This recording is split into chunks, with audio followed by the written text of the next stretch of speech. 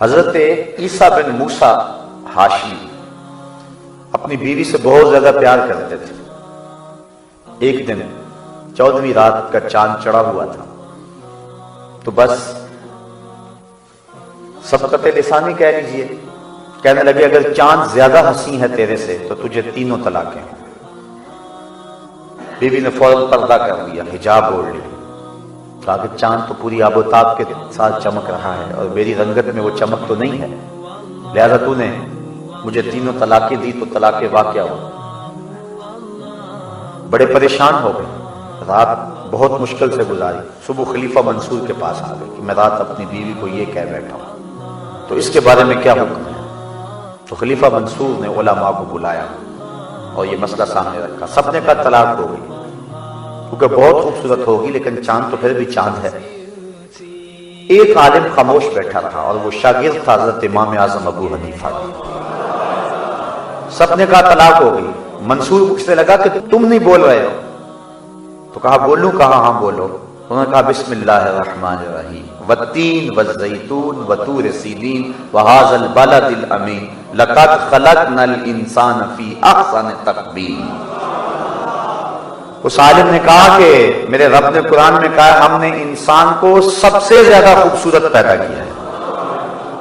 احسن ہے، صرف حسین ہی نہیں ہے، احسن ہے، اس میں تفضیل کا صیغہ ہے، سپرلیٹو ڈگری جس کو کہتے ہیں، سب سے حسین پیدا کیا ہے، اس سے آگے درجہ حسن کا نہیں ہے۔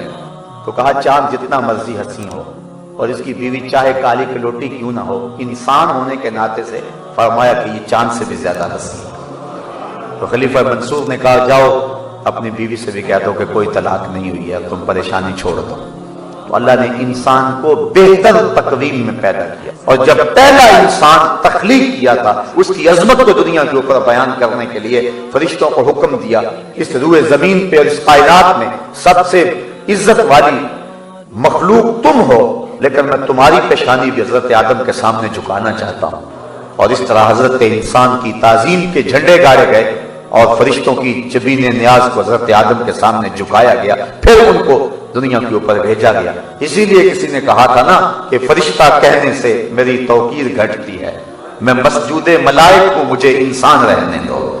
میں تو فرشتوں کا مسجود رہا ہوں اور مجھے انسان رہنے دو، یہ میری عزت ہے، یہ میری توقیر ہے۔ اگر یہ اپنی عظمت کی پاسداری کرے اور اپنے منصب کی حفاظت کرے تو یہ فرشتوں سے بھی بہتر ہوتا ہے، لیکن اگر اپنے منصب کی آبرو اور منصب کی حفاظت نہ جانے تو پھر یہ چوپایوں سے بھی بدتر ہو جاتا ہے۔ اولئک کالانعام بل ہم اضل۔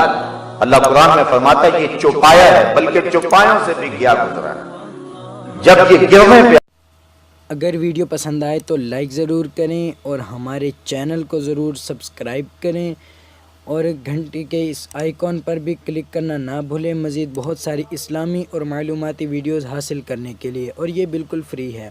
السلام علیکم ورحمۃ اللہ وبرکاتہ۔